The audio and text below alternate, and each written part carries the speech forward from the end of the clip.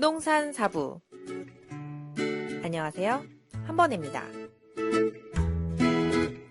무더위가 계속되고 있습니다.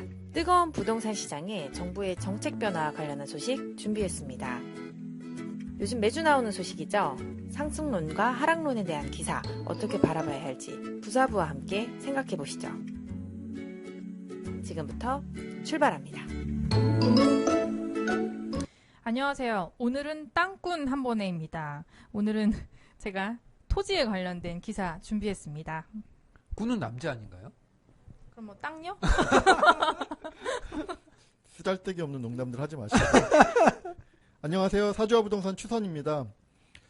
정부에서 누진세를 좀 깎아달라고 했더니 부자 감세라는 이유로 안 된다라고 하더라고요. 근데 없이 사는 사람들이 누진세를 11배까지 내는 이 현 상황에 대해서, 그리고 독점적으로 전기를 공급하는 한전에서 그렇게 말할 수 있는지, 엄청난 이익을 내면서 그렇게 말할 수 있는지, 이 더욱더 더워지는 여름입니다. 예, 안녕하세요. 마이홈입니다. 마이유는 또 뭔가요? 마이홈이요, 마이홈. 마이홈? 예. 왜? 우리 집. 집 사야 되니까. 아니요. 아유님 집 사야 되니까. 예, 아이유가 광고 모델로 나온 게임이 있거든요. 놀러와 마이홈이라고, 예, 카카오 게임에서 출시를 했어요. 지금 게임 홍보하시는 거죠? 예. 아이유가 메인이니까? 예, 거기 가보면 이제 아이유가 만든 그 가상의 집도 있고요. 예, 그래서 많이 이용해주세요. 넘어가시죠. 네, 첫 번째 기사입니다. 리모델링에서 내력벽 철거하는 방안을 3년간 유예했으며 가건물을 지어서 안전 시뮬레이션을 한 뒤에 허용 여부를 판단하겠다라는 기사입니다. 정부는 아파트 내력벽을 허무는 방식의 수직 증축 리모델링을 작년 하반기에 허용했는데요.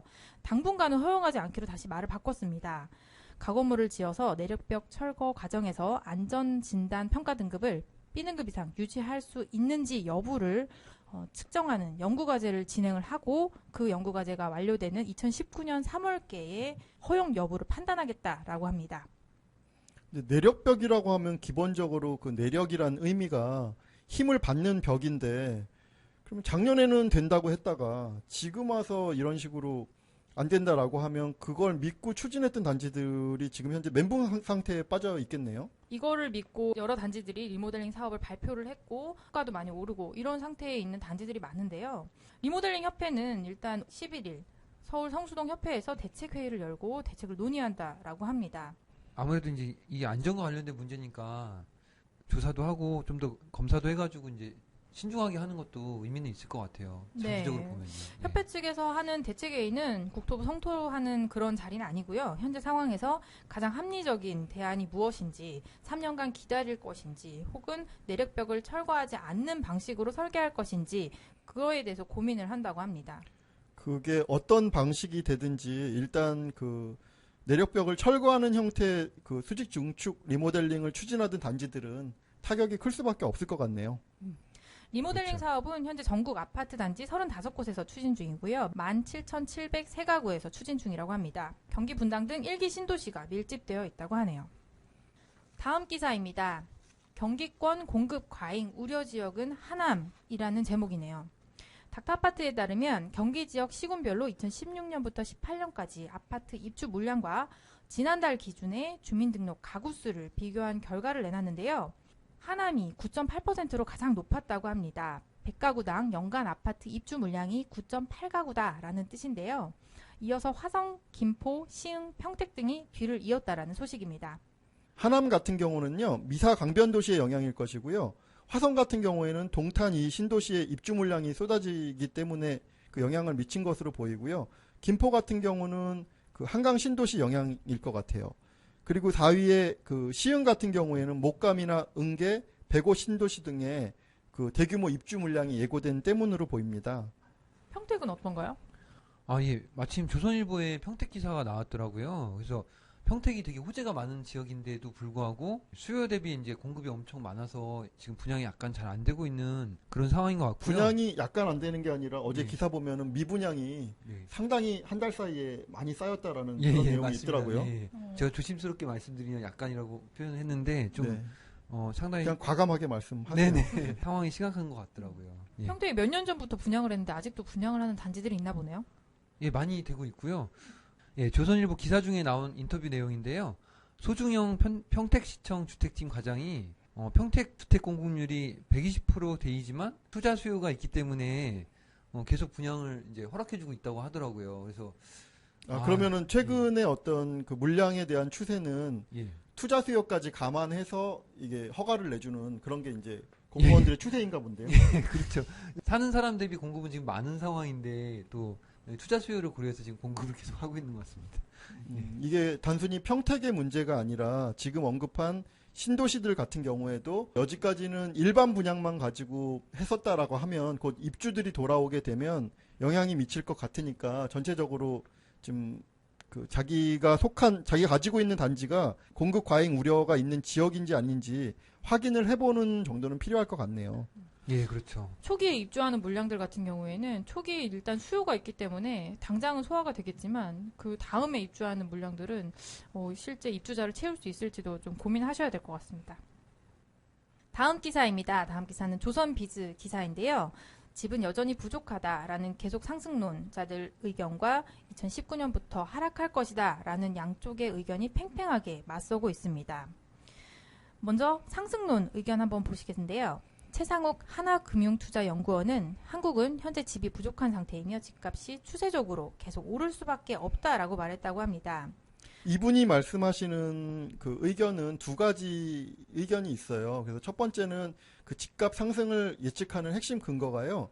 첫 번째는 그 인구 1000명당 주택수가 우리나라 같은 경우는 364채라는 거죠. 이에 비해서 미국 같은 경우는 410채, 영국은 439채, 일본은 473채이니까요. 미국보다는 대략 한 50채 정도가 적고 일본보다는 한 100채 정도가 적기 때문에 아직까지 집을 만들 충분한 여력이 있다. 이렇게 말씀하시는 게 그 첫 번째 근거이고요. 두 번째 근거는 우리나라가 현재 1인 가구에서 2인 가구가 증가하고 있잖아요. 그러다 보니까는 기존 4, 5인 가구에서 이게 분화가 되다 보니까 계속해서 가구 수는 늘어나고 있는데 이렇게 되다 보면 2035년까지 매년 19만 6천 가구가 늘어날 것이기 때문에 우리나라 집은 아직까지 부족하며 앞으로 상승할 것이다. 이렇게 말씀하고 계시네요. 이에 비해서 반대 의견 한번 보시겠습니다. 송인호 한국개발연구원 연구위원은 2019년부터 집값이 추세적으로 하락하기 시작할 것이며 하방 압력을 피하긴 어렵다라고 전망했습니다. 그는 한국의 가계 자산 구성이나 인구구조 변화 패턴이 일본의 20년 전과 비슷하다는 점을 주목했습니다. 예, 송 의원은 크게 그 근거로 두 가지를 제시했는데요. 먼저 첫 번째 근거를 말씀드리면 일본의 주택가격 하락 그래프가 생산 가능 인구 15세부터 64세를 말하죠. 예. 비중 하락 곡선과 놀라울 정도로 유사하다고 근거를 들었고요. 이 얘기는 뭐냐면 생산 가능 인구 비중 하락이 결국 집을 살 능력을 가진 사람이 줄어든다는 의미이고 그리고 집값이 대세 하락기에 접어든다는 의미라고 근거를 대었습니다. 그리고 또 다른 근거 한 가지가 더 있는데요. 뭐냐면 인구 1000명당 주택수라는 어떤 이러한 지표에 대해서 이 지표에 오피스텔이나 그런 기타 실제로는 주택처럼 쓰이는 거처들이 집계해서 이제 누락되어 있기 때문에 이 지표가 이제 큰 의미가 없지 않느냐 그런 근거를 주장하였습니다. 그러면은 이 송 위원에 대한 그 오피스텔이 포함이 안 돼 있다라는 거에 대한 최상욱 그 씨의 의견은 아직 없는 거죠? 지금 기사에서는. 사실 미국이나 영국, 일본 같은 경우는 이제 오피스텔에서 살고 있진 않다고 하더라고요. 그래서 그 부분이 이제 우리나라랑 외국 비교할 때 단순하게 비교할 수 있느냐 지금 이제 그렇죠. 그런 예. 의견이신 것 같아요. 예. 그럼 먼저 아까 이제 그 최상욱 그 최 연구원이 말씀하신 인구 1000명당 그 주택수에 대해서는 오피스텔이 사실 포함이 안 돼 있으면 그리고 더군다나 1, 2인 가구가 증가한다라고 하면은 오피스텔 가능성도 상당히 있지 않을까요?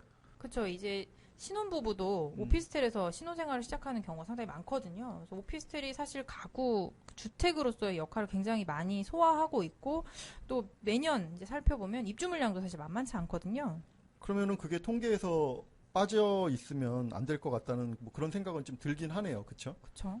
1000명당 주택수라고 생각해 봤을 때 사실 뭐 50채 정도의 차이라고 하면 5% 정도 비중이거든요. 전체로 봤을 때. 그렇죠. 예, 예. 이게 뭔가 뭐 세컨하우스의 개념이 이제 미국이 이제 좀 더 있다라고 봤을 때 이게 정말 우리나라가 작은 거냐. 그렇죠. 그 차이가 그렇게 크지 않다고 볼 수도 있는데. 그쵸. 네. 그리고 2010년부터 2035년까지 매년 19만 6천 가구씩 늘어날 것이라고 이렇게 이제 그 가구 수가 분화되면서 늘어날 것이라고 말씀하셨는데 혹시 내년에랑 후년에 입주 물량이 얼만큼 되는지 혹시 알고 계시나요? 예, 내년이 35만 가구가 아파트고요. 그리고 내후년도 35만 가구 아파트가 이제 전국에 입주 예정이라고 하더라고요. 네. 그게 이제 아파트만 친 거고 오피스텔이나 뭐 이런 원룸 그런 거까지 치면은 뭐 그 이상이 될 50만 가구 정도 텐데요. 예측하더라고요. 매년 50만 가구죠. 예, 예. 매년 50만 가구라서 사실 가구 수가 매년 20만 가구 늘어나면 50만 가구가 공급되면 일단 매년 30만 가구가 사실 남긴 하거든요. 근데 이제 그 매년 뭐 50만 가구가 2017, 18년 이후에도 지속적으로 공급되는 건 아니긴 한데 네, 그렇죠. 그렇다고 하더라도 당장 이제 어찌 됐건 20만 그렇죠. 가구가 늘어난다고 하더라도 내년 후년의 물량은 이 수요 대비 많다라는 거는 분명해 보이네요. 그렇죠. 예. 그리고 이게 35년까지 매년 19만 6천 가구씩 가구 수가 늘어날 것이다. 이것도 사실 뭘 근거로 해서 이런 그렇죠. 의견이 나왔는지 뭐 기존의 추세선을 반영했을 수는 있을 것 같아요. 1, 2인 가구가 이렇게 증가한다 하더라도 그러면은 4, 5인 가구가 줄어드는 그 통계는 사실 없는 것 같아요. 그러니까 이제 그런 점들을 잘 근거로 해서 이 상승론에 대한 그런 날선 그 시각으로 좀 봐야 될 필요가 있을 것 같고요. 그러면은 하락론에 대해서는 이 논리에 대해서는 어떤 뭐 근거가 미약한 점은 어떤 게 있을까요? 아, 예. 제가 그 책을 원래 많이 보잖아요. 네, 많이 보시죠, 우리 아이유님은. 네, 책만 보는데 제가 최근에 본 책에 이제 보면은 생산 가능 인구가 이제 하락하더라도 집값이 오르는 해외 사례들이 꽤 있더라고요. 유럽이나 뭐 다른 나라들에 있어서. 네덜란드나 뭐 예, 캐나다나 예, 그래서 단순히 일본의 주택 가격 하락 그래프가 생산 가능 인구 하락 곡선이랑 비슷하다는 근거는 좀 일반화될 수는 없는 근거 같습니다. 그러니까 예. 다른 나라 사례의 경우 생산 가능 인구의 비중이 하락한다고 하더라도 예, 예, 집값이 그렇죠. 상승한 경우를 꽤 많이 네네. 있었다는 얘기신 거죠. 예, 예. 통계치로 제가 확인했거든요. 예. 그러니까 이제 단순하게 그 생산 인구만 가지고 그런 집값 하락을 말할 수 있느냐? 뭐 충분히 그것도 반론이 될 수 있을 것 같아요. 그런데 이제 우리나라 같은 경우는 세계에서 유례를 보기 힘들 정도의 어떤 인구 출산율을 기록했잖아요. 전부 다들 말은 하고 있지만 실질적으로 어떤 영향을 미칠지에 대해서 아직 경험 못 해봤으니까. 아무도 예. 경험을 못 해봐서 예, 예. 그 경험을 못 해보니까 이게 더 두려운 것 같아요. 일단 초등학교 학생 수가 많이 계속 줄고 있어서 저는 그렇죠. 그런 건 좀 예. 느끼고 있어요. 그죠. 예. 학령 인구가 네. 뭐 70년대 음. 생들만 하더라도 80만이 예. 학령 인구였다면 지금 뭐 고등학생들 지금 네. 고등학교 때 학령 인구가 60만 명이라고 하고요. 그런가요? 그리고 네, 중학생들은 44만 명이라고 네. 합니다. 저희 때 한 반에 60명이었거든요. 초등학교 때. 저희 때는 한 70명이 넘을 때도 있었어요. 100명까지 아니셨죠. 그건 아니고요. 근데 지금은 30명이 기본이거든요. 그렇죠. 30명이 과밀학급이라고 네. 하더라고요. 양측 어느 곳이 논리적이다라고 판단하기 조금 어려운 부분이 있을 것 같은데요. 좀 더 따져보고 냉정하게 좀 객관적으로 좀 따져볼 필요가 있을 것 같습니다. 다음 기사입니다. 위례 트램 어디까지 왔나라는 제목입니다. 위례 신도시를 남북으로 잇는 트램의 향배가 오는 가을에 결정될 것으로 보인다고 합니다. 위례 트램은 두산건설 컨소시엄이 제안서를 제출했습니다. 서울시는 내부 검토를 거쳐 지난해 11월 KDI의 사업 타당성 조사를 의뢰했으며 발표 시점을 올해 하반기로 미뤄놓은 상태입니다. 이게 지금 하반기에 그래서 사업 적격성이 충분하다는 판단이 나오면 정식으로 이제 민간 투자 사업으로 지정을 하게 될 텐데요. 이게 사업 적격성이 충분하지 않다는 판단이 나오면 이거 뭐 어떻게 되는 건가요? 많이 미뤄질 수 있는 거 아닌가요? 그러게요. 이번에 경전철 우이성 같은 경우도 뭐 추진하다가 보류가 되는 바람에 그 뭐 엊그제 기사에서 나왔더라고요. 지금 특히 위례 신도시 같은 경우는 트램을 보고 상가를 분양받으신 분들이 그쵸, 이 트램에 그쵸. 거는 기대가 상당하거든요. 그렇죠. 지금 계획상으로 트램의 준공은 2021년이 목표이긴 하지만 그 제안서 같은 경우 올 상반기에 나오기로 했다가 지금 하반기로 밀린 것처럼 너무 트램의 준공을 21년에 맞추실 게 아니라 조금 늦어질 수 있다. 이런 마음의 여유를 가지고 좀 보셔야 될 필요는 있을 것 같아요. 요즘에 투자할 때 기준으로 삼는 것 중에서 신설 교통망을 굉장히 크게 꼽으시는데요. 뭐 9호선이라든지 뭐 강남 순환 고속도로라든지 이런 거에 이제 과거 학습 효과를 통해서 기대 효과를 어느 정도 현실화시켜가지고 실제 투자 금액에 반영하는 그런 사례들이 있는데 이게 늦어질 수도 있고 혹은 우위선처럼 보류가 될 수도 있는 그런 상황인 만큼 투자하실 때 좀 더 신중하셔야 되지 않을까라는 생각이 드네요. 다음 기사입니다. 재건축, 재개발, 시공자 선정이 빨라진다라는 제목인데요. 이 내용을 기사로 보면 조금 헷갈리실 수 있을 것 같아서 제가 조금 사전 설명을 좀 해드릴게요. 기존에는 그 시공자 선정을 사업 시행 인가 이후에 할 수 있습니다. 지금 현재는. 네. 그것을 정부나 업계에서 너무 늦게 하는 거 아니냐. 조합 설립 이후에 할 수 있게 해달라고 요청을 했던 것이고요. 서울시에서는 지금 조합 설립까지는 아니고 건축 심의를 받고 나서 그럼 시공사 선정을 해라라고 해서 현재 사업 시행 인가 이후에 시공자 선정을 하던 것을 건축 심의로 앞당겨 놓은 지금 그 상태입니다. 근데 이게 사업 시행 인가 이후에 시공자를 선정한 사례가 혹시 있는 건가요? 사실 예전에는 그 이전에는 조합 설립하고 나서 시공자 선정한 경우들이 되게 많았거든요. 이번에 3호 가든 3차 DH 같은 경우도 사업 시행 인가를 받고 최근에 선정하는 것들은 전부 다 그 사업 시행 인가 이후에 선정을 하고 있죠. 예를 들면 서초 무지개 GS가 선정이 됐었잖아요. 거기 같은 경우도 결국은 사업 시행 인가 이후에 다 하고 있죠. 그렇구나. 근데 이게 조금 이제 요 내용을 들여다보면요. 사업 시행 인가 이후에 시공자를 선정하면 어떤 문제가 있냐면 사실 조합이 꾸려지게 되면요. 조합은 당장 돈을 써야 돼요. 뭐 직원 급여도 줘야 되고 설계도 해야 되고 그쵸? 그런 돈들이 필요한데 추가 부담금을 미리 내는 게 아니기 때문에 조합은 그런 돈을 마련할 길이 없다라는 거죠. 그러다 보면은 결국 누구한테 손을 벌려야 되는데 그 손을 벌릴 사람이 누구냐라는 거죠.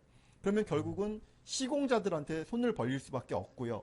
그러니까 대여금의 형태로 돈을 빌릴 수밖에 없는 거죠.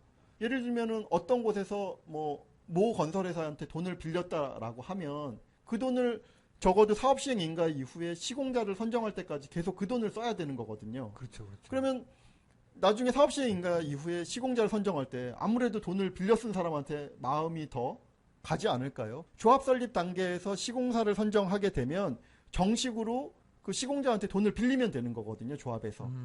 근데 이 단계가 늦어지게 되면은 돈을 비공식적으로 빌려야 되기 때문에 그게 투명해지지 않기 때문에 이제 이게 문제가 되는 거고요.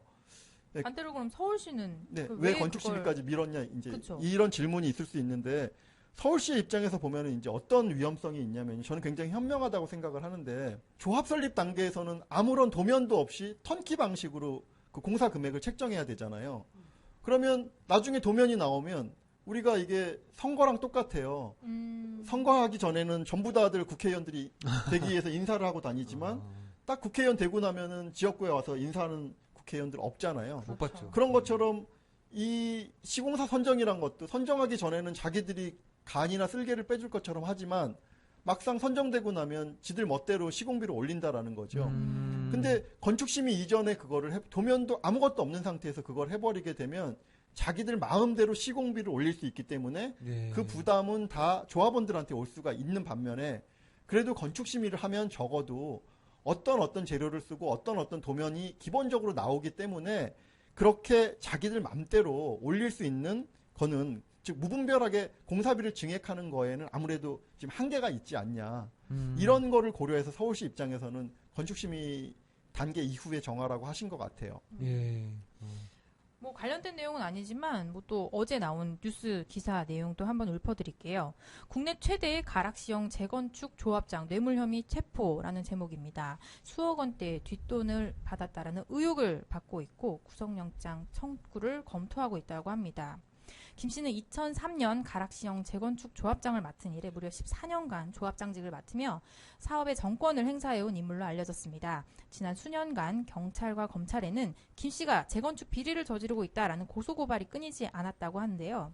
가락시형 재건축 사업은 6,600여 가구를 허물고 2018년 말까지 9,500여 가구를 짓는 국내 최대 규모의 사업으로 사업비가 무려 2조 6천억 원에 달한다라고 평가되고 있습니다. 지금까지 14년이면 앞으로 공사기간과 청산기간까지 하면 뭐 한 20년 이상의 예? 뭐 청산이 그렇게 오래 가진 않겠죠, 설마. 반포레미안 이번에 청산한다는 걸 오늘 카페에 올라온 거 못 보셨나요? 아, 오래 걸리는 거 예, 모르더라고요. 한 7, 8년 정도 보통 그렇게 걸리는데도 굉장히 많습니다. 빠른 데는 사실 6개월 만에 청산한 데도 그러게요, 있던데요. 그러게요. 근데 그렇죠? 그거가 저는 특이한 경우고요. 일반적으로 음. 청산이 생각보다 그렇게 빨리 쉽지는. 이루어지진 않더라고요. 그렇죠. 네. 가락시형에서 가장 승자이신 것 같은데 조합장직을 이렇게 오래 하셨으면. 이분 같으면 거의 인생의 굉장한 부분을 가락시형과 함께 했네요. 아니 보통 이제 리베이트가 뭐 네. 10%다, 뭐 5%다 말들이 있는데 일단 기사에서는 대략 10% 정도 된다라고 하는데요. 사업비가 2조 6천억 원이면 뭐 딱 10%까지는 아니겠지만 엄청난 굉장한 금액인 것 같아요. 그쵸. 근데 이제 그 조합 일이 사실 이게 만만한 일이 아니잖아요. 그래서 이제 그쵸. 그 사람들 의견을 보면 두 가지로 갈리는 것 같아요. 그래서 조합장이 조금 가져가더라도 좀 빨리만 진행됐으면 좋겠다라고 이제 생각을 하시는 분들이 있고요. 아니 어떻게 그런 부도덕한 일을 행하면서 하는 그런 일이 의미가 있냐라고 이렇게 말씀하시는 측면들이 있는데 네. 아이유님은 어떻게 생각하세요? 좀 늦어지더라도 양심을 지키자는 생각이 있고요. 예. 그렇게 해서 사실 재건축 조합에서 조합장을 이제 사퇴시키거나 혹은 이렇게 비대위라고 하죠. 이제 비대위 네. 같은 거를 이제 조직을 해가지고 이제 조합의 이제 일에 이제 관여를 하는 그쵸, 그쵸. 사람들도 생기고 예. 하는데요. 그러다 보면 이제 또 그 사실 이제 사업 기간 자체가 늦어지죠. 어마어마하게 아. 늦어지거든요. 이제 그러면 또 전체 자신의 자산이 이제 보통 또 이제 몇 억씩 묶여 있으시기 때문에 거기에 그렇죠. 대한 예. 이자 부담 같은 것도 있으신 것 같고요. 저는 이제 가끔 강남의 재건축을 보다 보면요. 아무래도 이제 강남 재건축의 금액이 비싸다 보니까 어르신들이 많으시거든요. 근데 어르신들 중에는 심지어 어떤 분들도 계시냐면 조합장 월급을 왜 주냐는 분들도 계세요.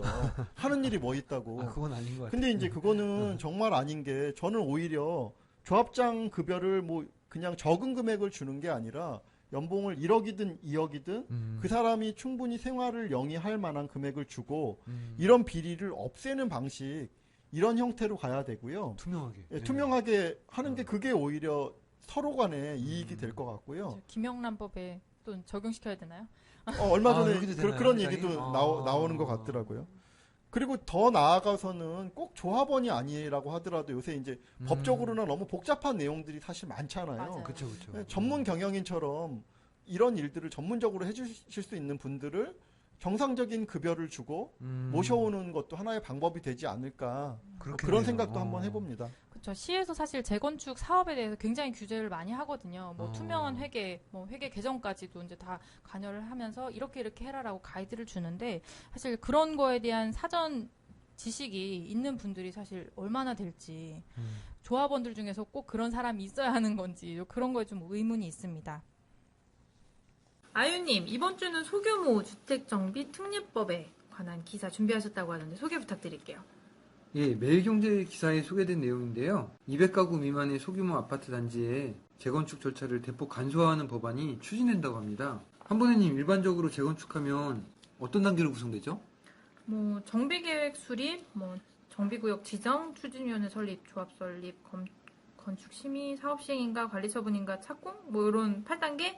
물론 뭐 대부분 이제 안전진단 같은 거라든지 아니면 조합 설립, 사업 시행인가, 관리 처분 이런 이벤트들만 알고 계실 텐데 실제 뭐 단계로 보자면 저 크게 8단계죠? 예, 이렇게 8단계가 됐던 거를 200가구 미만이면서 대지 면적이 10,000제곱미터 제곱 미만인 곳에 대해서는 사업 절차를 조합 설립, 건축 심의, 사업 시행인가, 착공 이렇게 4단계로 간소화하는 것이 이 법안의 요지입니다. 그래서 절차가 이렇게 반으로 주니까요. 일반적으로 재건축하면 평균 10년 정도 잡잖아요. 근데 소규모 재건축은 절반 정도면 될 것으로 예상이 되고요. 사업성으로 보자면 사실 시간이 돈인데 시간이 그 정도 줄어들면 굉장히 좋아질 것 같네요. 그렇죠.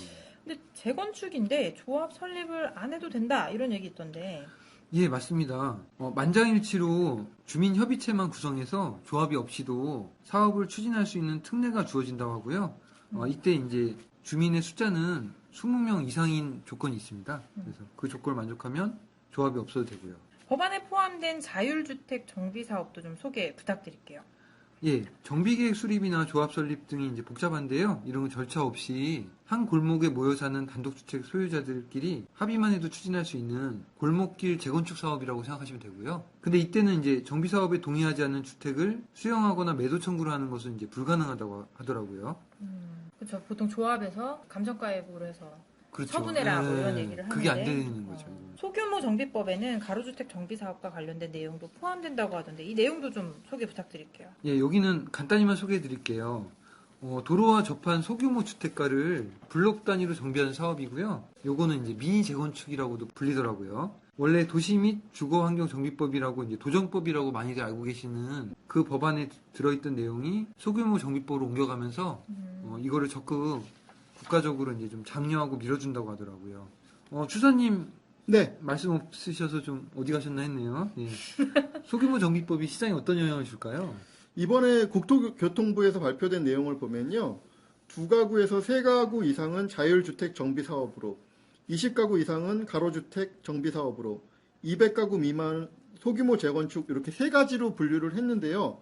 실질적으로 이제 200가구 미만인 경우에 조합 설립을 하지 않고도 그 주민들끼리 서로 협의체를 구성해서 하게 되면 실질적으로 기간이 매우 단축되는 효과가 있기 때문에 최근에 그 기간 이꼴 돈이라는 걸 생각을 하면 그냥 동네 사람들끼리 의견을 모아서 빨리빨리 재건축을 하는 그런 붐이 일어날 가능성도 있어 보이네요. 한번님 개발되면 좋긴 한데 시내 곳곳이 공사판이 되지 않을까 걱정이네요.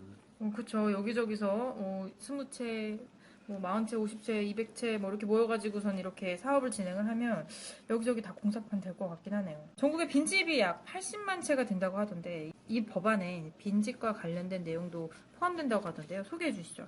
예, 도심이나 농어촌 상간의 빈집을 지자체장이 자기 직권으로 철거해서 그 자리에다 이제 공공임대주택이나 공원 주차장 등을 만들 수 있게 하는 것도 내용이 포함된다고 하더라고요.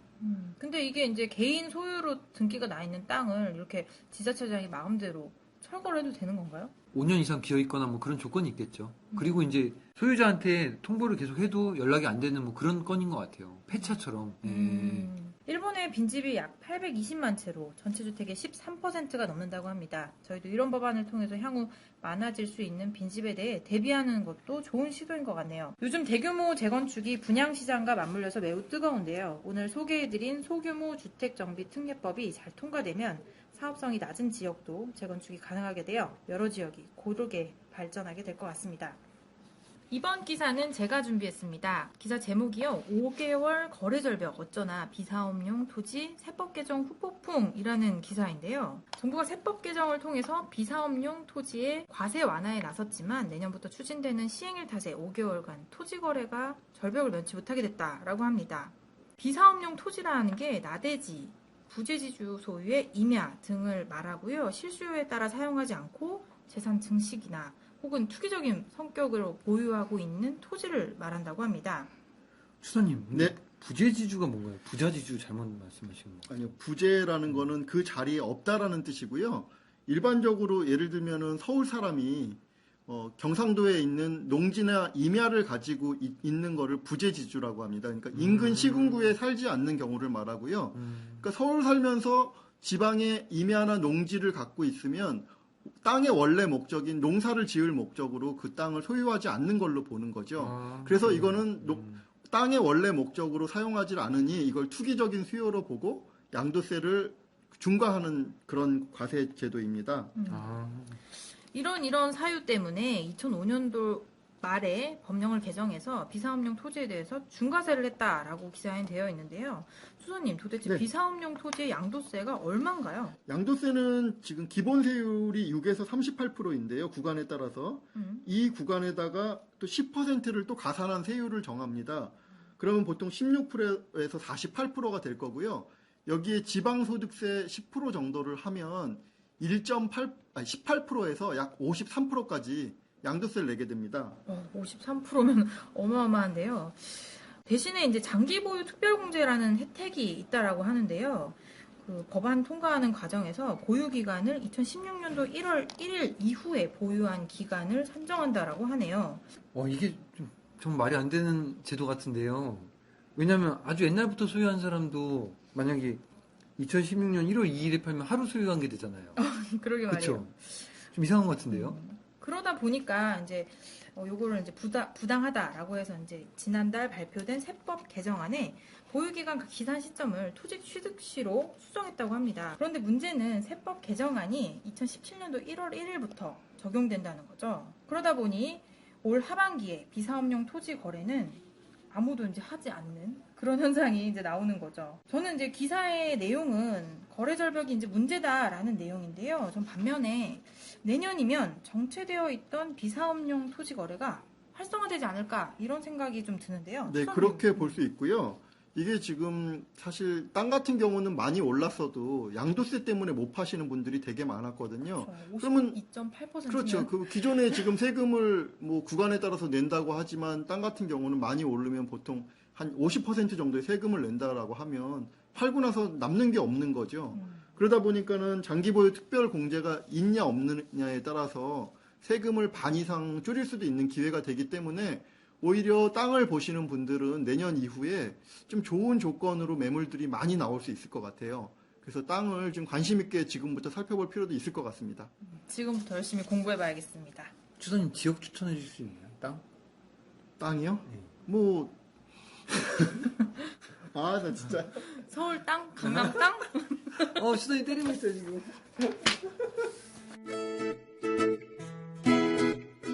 오늘 뉴스 어떠셨어요? 조급함을 내려놓고 한 발짝 물러나 보면 색다른 발견을 하는 여유가 생기지는 않을까요? 팟빵 게시판을 통해 질문 또는 후기 남겨주세요. 여러분의 한마디가 부사부에 큰 힘이 됩니다.